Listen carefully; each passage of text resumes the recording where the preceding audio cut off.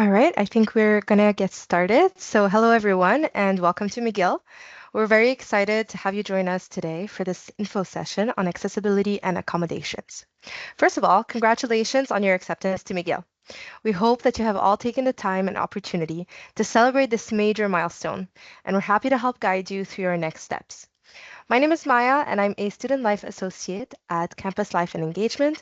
I'm joined here today with Julia. Julia, I'll let you introduce yourself. Hi, yes. So my name's Julia Adams Whitaker, and I work with Student Accessibility and Achievement as one of their learner support specialists. So you'll get a whole bunch of information from me today, and you'll be able to ask some questions after as well. Thank you so much. I just want to make a few housekeeping announcements before we proceed. The webinar is being recorded, and the recordings and slides with all the clickable links will be available within a few business days on our website, and I will post a link to the website in the chat. Your microphones will remain muted during the presentation part of the webinar to ensure sound quality. But when we get to the question and answer portion, we will allow you to unmute yourself so that you can ask your questions. But if you don't feel comfortable asking questions directly to the group, you can write them in the Q&A section, and feel free to write questions there throughout the presentation. All right. Next slide, please. So we at Campus Life and Engagement, or CLAY for short, are here to help you build a sense of belonging and connection within the McGill and the Montreal communities. We do this by helping you prepare for your arrival at McGill and connect you to the resources you need along the way. We'll be in your inbox on Mondays this summer with emails guiding you through deadlines and other important preparations. And we'll be offering you information and interactive sessions to answer all of your questions. We have a great team that can also be reached for individual appointments to help navigate resources in your first year and beyond. We also have a team of Ask McGill student navigators who are there to answer questions by phone or email and even in person. You'll see them with their signature Ask McGill flag backpacks. They're going to be walking around campus this August. We also help you explore peer support and mentorship programs, such as our new Student Buddy program. So the new Student Buddy program is now live for applications. And we're going to pair you with an upper year student mentor before you even get here, and they can help you guide you from a student perspective. We'll also be putting on lots of activities for you. The biggest and most exciting of which is orientation this August 25th and 26th for undergraduate students and August 18th through 20 for graduate students. Next slide, please. Here you have our contact information for Clay. Don't hesitate to reach out to us if you have any other questions. And be sure to also join our dedicated social media groups for new students. So we have groups for undergraduate and graduate students. All right, I'll hand it over to Julia for the rest of the info session on accessibility and accommodations. All right, great. So as I mentioned at the beginning, my name is Julia, and I work with Student Accessibility and Achievement. And first, we're going to start my section of the presentation with a land acknowledgement. So McGill University is located on land that has served as a site of meeting and exchange amongst Indigenous peoples, including the Haudenosaunee and the Anishinaabe nations. So McGill honors, recognizes, and respects these nations as the traditional stewards of the lands and waters on which we meet today. And if ever you do want any more information about this or about any other places around Montreal, you can always have a look at nativeland.ca. So for today, we're going to talk about 4 different categories. So first, we're going to talk about who student accessibility and achievement is, who we support, what we do to support students, and then how we do it. So we'll talk about registered students, students as a whole at McGill, and then also students from CARE. So you'll get a little bit of information about a lot of different areas.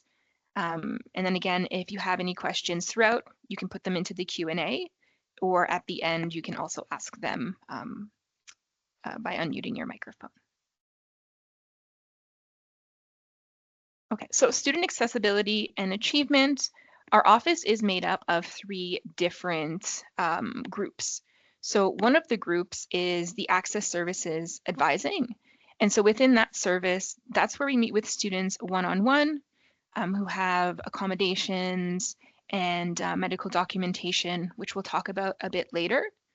And so here they'll meet with students one-on-one, discuss different types of accommodations, and put into place academic accommodation plans. We have a category of our office, which is specifically for exams. So this is where students can go to write exams or to have conversations about the types of supports that they may need. And our third section is learner support. So my role as a learner support specialist falls within this category. And what we do is we provide different types of supports in terms of like academic strategies to just make your time at McGill a little more easier in terms of studying, time management, organization. And I'll give you some more details on the types of resources that would be available to you as a student at McGill. So overall, there's three categories that we support, which ends up encompassing all of the students at McGill. So the first group of students that we support are students who are registered with our office. And in order to register with us, these are students who have documented disabilities from medical professionals. We'll talk a little bit more about this in detail shortly, but this can include things like physical impairments, mental health, learning disabilities, ADHD, and the list goes on. The second group of students is just the McGill student body as a whole. We offer a lot of resources online that all students can access. Again, we'll get into details about that soon. And then finally, one of our newer supports is a support for students from care.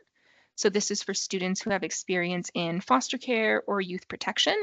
And we'll talk again a little bit in detail about that later on. So just to give you a general idea of the context at McGill and how many students do register with our office, the statistics from last year is about 4,000 students, a little over 4,000 students who are registered with our office with some sort of academic accommodation plan. So you can see this has kind of steadily increased since 2013, so over the last 10 years. And so I think a lot of that is to do with an increase in like awareness of the services we offer, and kind of knowing that this support is available and accessible. And so I think it's good that we're seeing an increase in people who are accessing and using our services.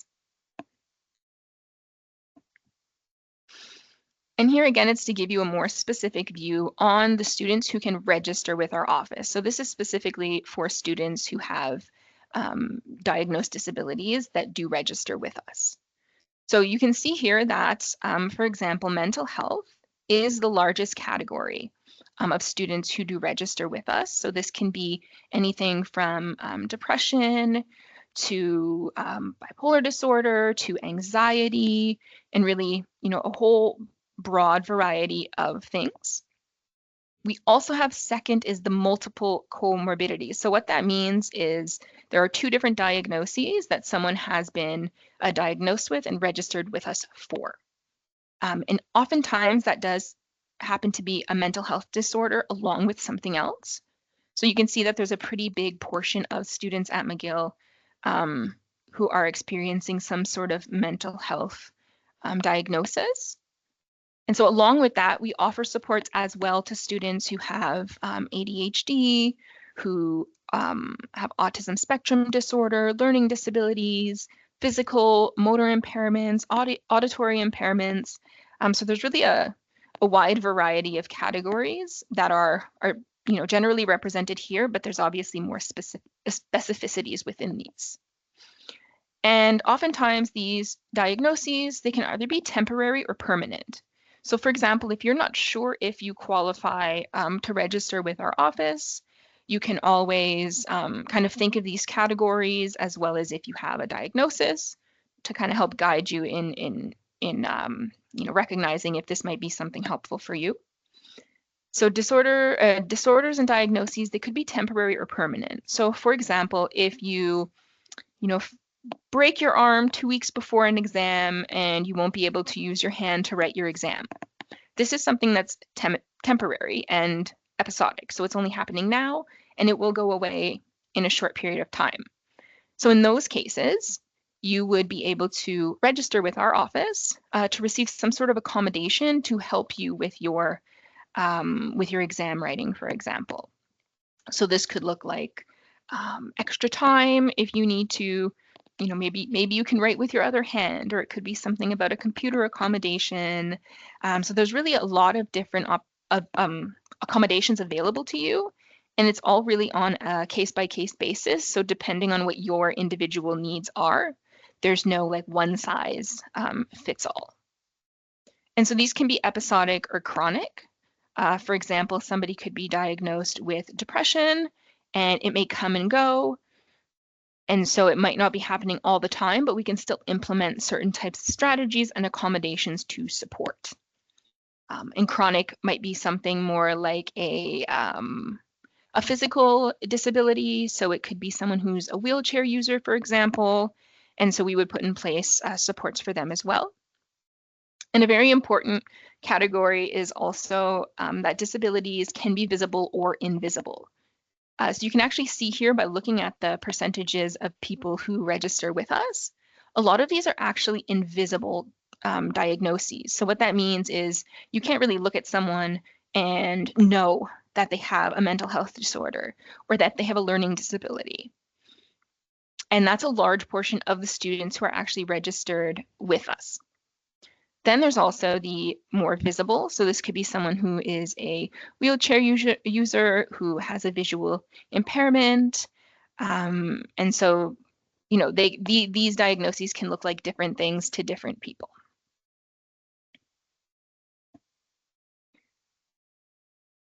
And so more specifically about what we do now that we know a bit about, students who can register with us, is our overall goal, whether it's for students registered or the general McGill population or our students from CARE, we really want to empower students so that they can reach their academic potential by widening access to learning. So what this means is we really want to help McGill's diverse student population achieve academic goals and overcome specific barriers. We don't only do this by providing academic accommodations, as I gave some examples of earlier, but this is also for additional learner supports for students in general who face barriers in university.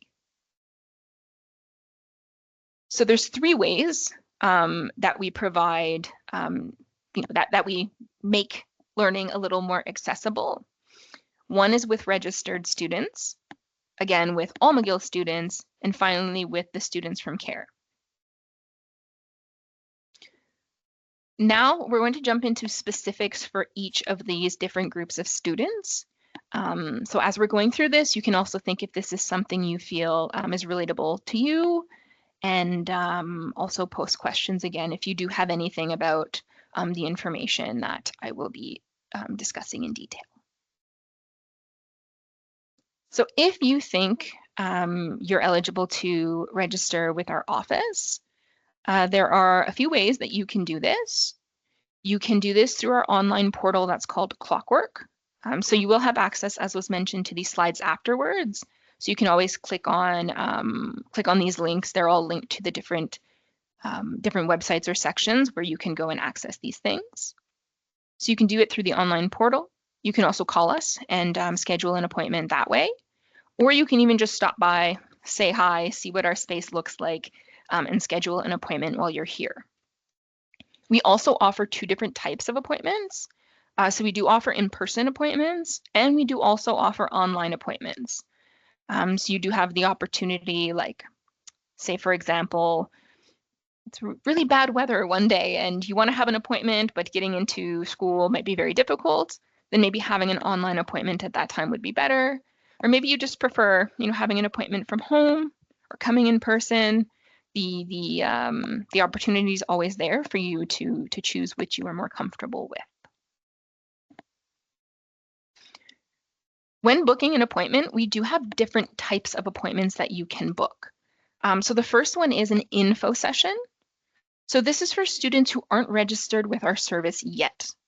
So this might be something that you would want to schedule if you're not sure whether you're eligible to register with us or not.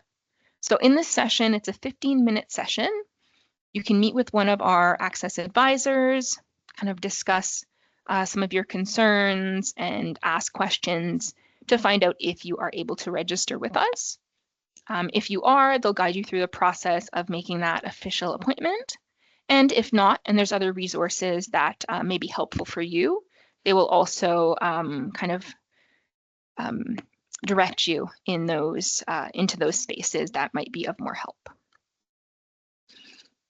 The second type of appointment is the registration appointment itself. So this is a 45-minute appointment where you get to sit down with one of our access advisors and talk in more detail about the barriers that you're facing.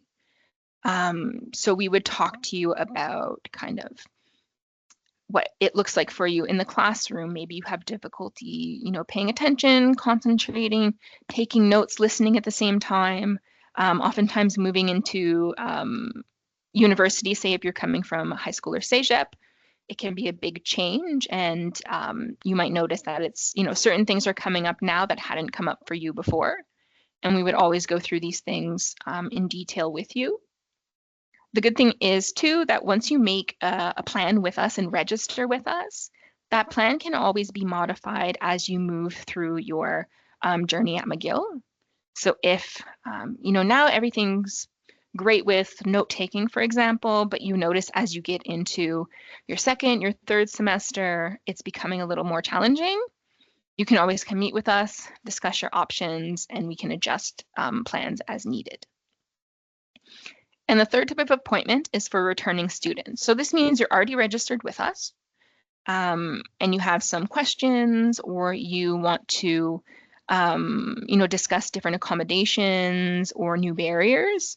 This is a 30-minute appointment where you would have the opportunity to do that. So these are kind of the three spaces: is info session, registering with us, and then also returning to kind of review or ask any questions and change your accommodations. I mentioned earlier that there is medical documentation that is required in order to register with our office. So these documentations need to come from a licensed healthcare professional. So this could be a family doctor, a psychiatrist, psychologist, and it must include signature and license number.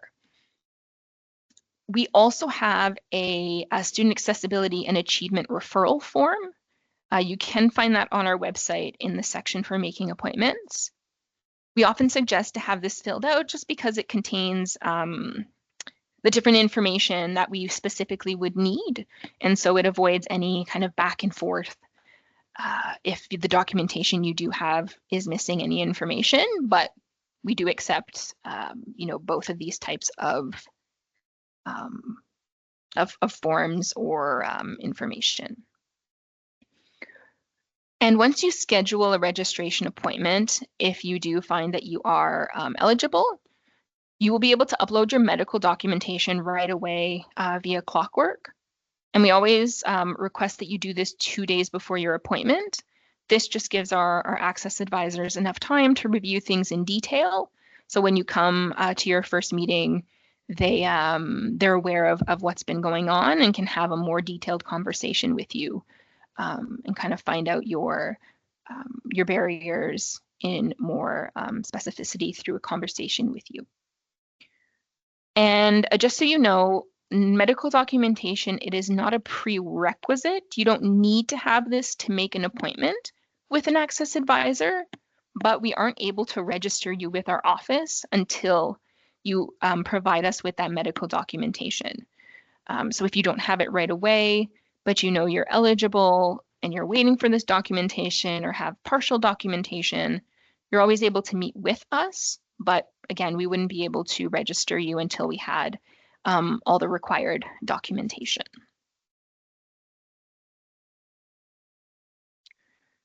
Just to give you a bit of an overview about the services that are offered to students who are eligible to register with us, we do provide individualized case support. So that means you can meet with our access advisors one-on-one and really talk in detail about what's going on to find which types of supports would work better for you based on your individual barriers. We also provide note-taking supports. So for example, we have a peer note sharing program where if note-taking is something you are receiving supports for, you may be able to access the notes from other students. We also offer exam accommodations. So depending on your barriers, you may be able to receive different accommodations, such as extra time, for example, or writing your exams in a different environment than the classroom. Learner supports. Again, as I mentioned before, this is my area of expertise. And so here you would be able to meet with one of the learner support specialists, such as myself, to go over different academic strategies based on kind of what the barriers you're facing. So if time management, for example, is something you find that you are having difficulty with, then you would maybe be eligible to meet with a learner support, kind of work on individualizing time management plans, and really just trial error, coming up with different supports that can help you be successful while you're here at McGill.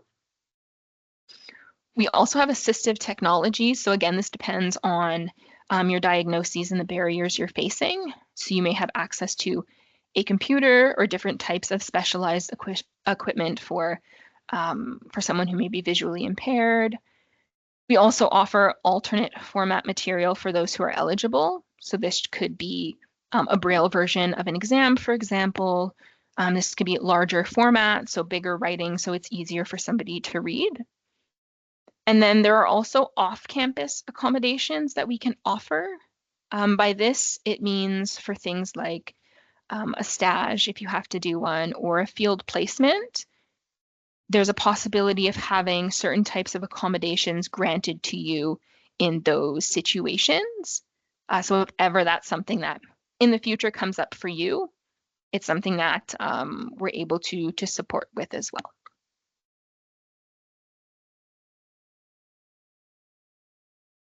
So I know I've been talking about accommodations a lot. So just to give you an overall view of what that really means, accommodations are a legally mandated service, support, or modifications or adjustments to a task or an environment that are usually done that help individuals with disabilities to have an equal opportunity to participate in an academic program or a job.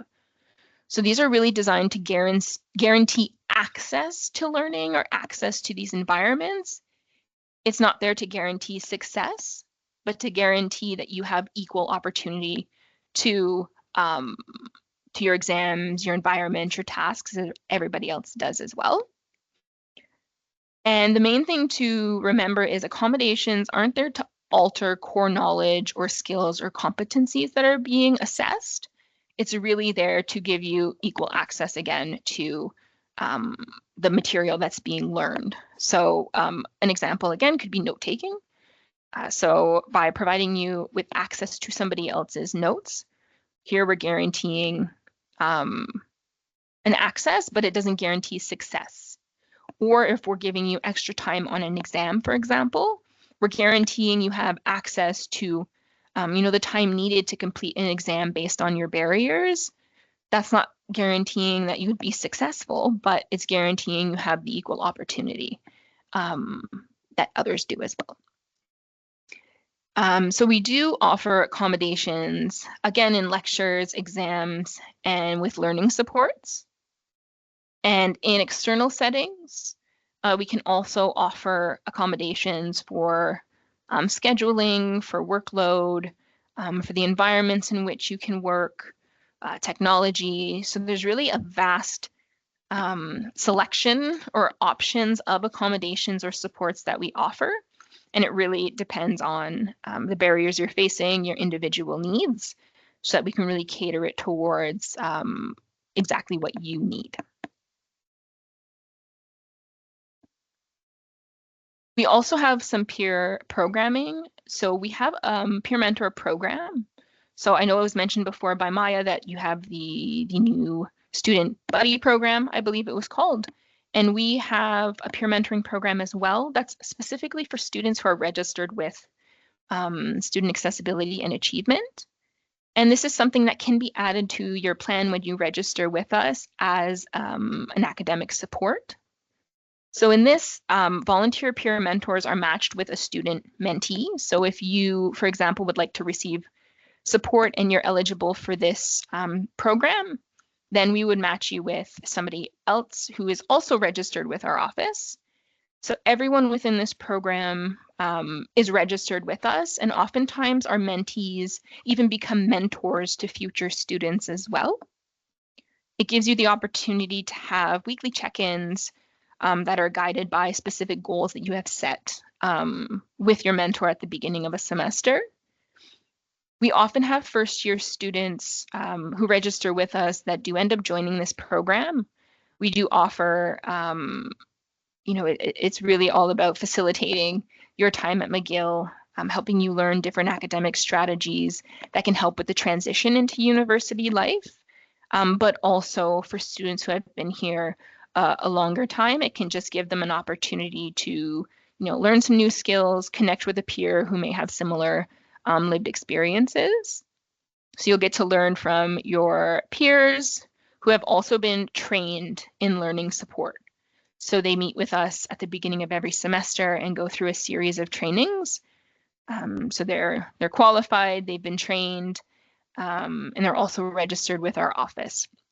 So also, if ever this is something you're interested in being a mentor for, you have to have been a student at McGill for at least a year so that you know kind of what that first year looks like. Afterwards, you'll be kind of like an expert on first year McGill, and then you'd be able to provide supports to students at that time as well. So always something to keep in mind as a future opportunity.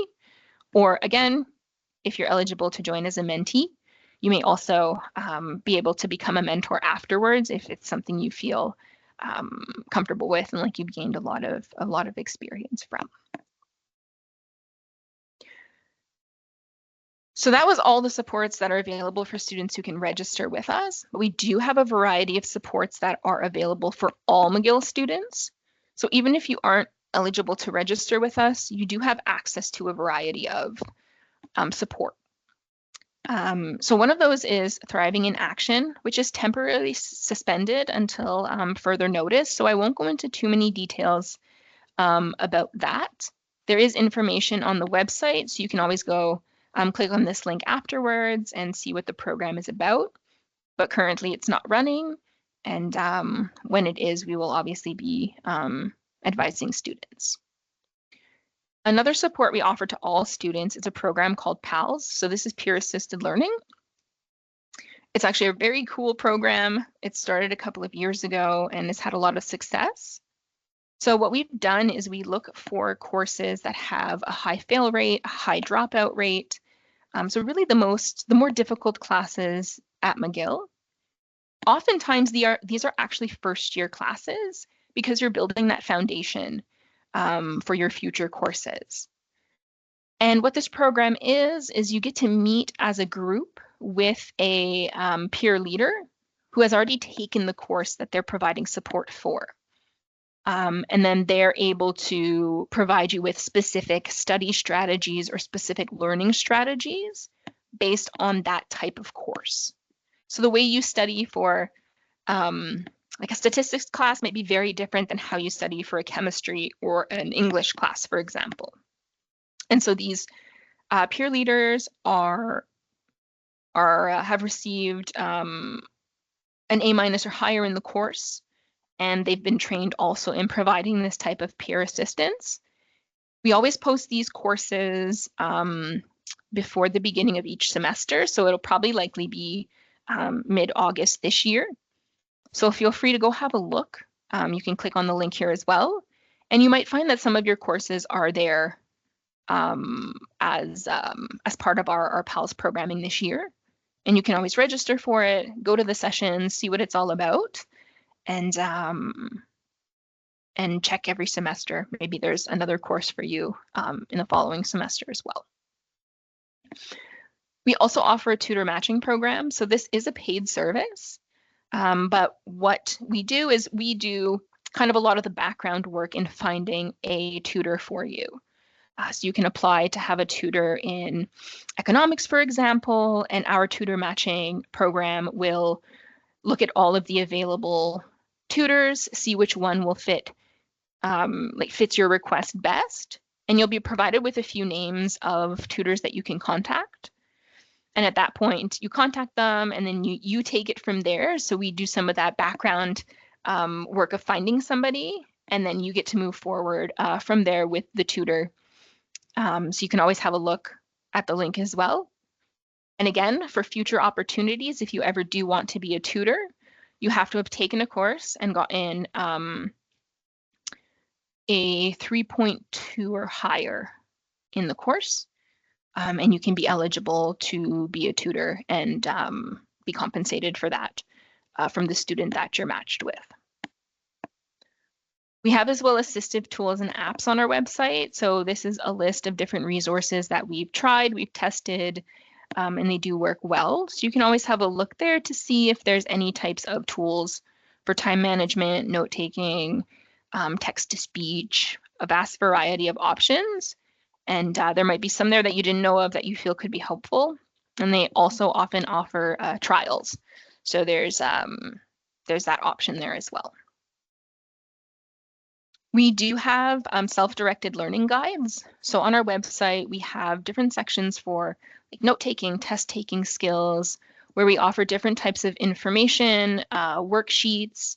We have videos that we've been making and posting on there as well. So there'll be more of those coming. They're kind of like bite-sized videos, so they could be 5 to 10 minutes long and focus on one specific topic. So one of the videos that's there right now is on making a semester schedule. So all students have access to go watch this video, use the resources, and create a semester plan. Highly encourage you to go look at those. I recorded those, so if ever you have feedback, you can always send us an email, let me know your thoughts or something that you think could be helpful. And then that way we can really make sure the supports and videos that we're making are really meeting the needs of the students at McGill. Oh, yes, I already went over the peer-assisted learning. You'll learn study habits, study skills, and you'll have access to those at the end of August. And the final category of students that we do support are students from CARE. So this is a pretty new program that's we've had for I think about 3 years now. And this is specifically for students who have experience in youth protection. The program is really here to connect you with different resources to help you feel supported as you navigate student life and really make the most of your time here at McGill.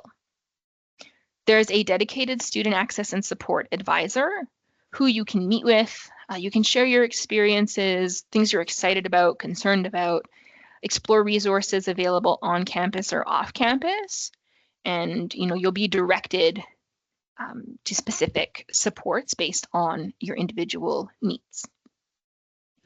Some topics that can be discussed, but this isn't the full list. It's really not limited at all. You can talk about academic support and receive learning support or access to tutoring, for example. You can talk about finances and be directed to different supports for that. Housing, personal needs, mental, physical health, really anything that you feel is a barrier to your education in that moment. You can meet with us, speak with us about what's going on, and we'll find the best resources to directly connect you with. And so again, this is available for students who have experience in youth protection or foster care. You can always have a look at our website. We have a little video there that describes the program and the types of supports that we can offer. There's a wide variety of things that are available. So if ever you feel that you fall within this group of students, you can always send us an email as well, or there's a form on our website that you can fill out to be contacted. And then from there, we'd reach out, meet with you, and talk about what's going on, anything you might need support with, and can give you a safe space to just come and discuss anything that you feel you would need some sort of support with. So I know that was a lot of information. And so before we jump into the Q&A, I provided the contact information for um, all of the different sections of supports that we provide. So if ever you have general questions, we have our general email here that you can email or have a look at our website as well. We do have an FAQ section on our website that provides detailed responses to specific questions that we've been asked frequently. If there's anything exam related, you can contact our exam office. Any questions about access advising or registering can be directed to our advisors or to our general email. Any of our learner support programs like the peer assisted learning or our peer mentor program, for example, these can all be directed to our access.support email, or you can have our website that provides information. There's also some forms you can fill out if you have questions or if you want to join, or not join, sorry. If you want to receive more information about the programs, there's options on there as well. And then finally, support for students from CARE. Here's our email. You can just send us an email and then we can set up a time to meet and discuss and provide you with the different types of supports based on your specific needs.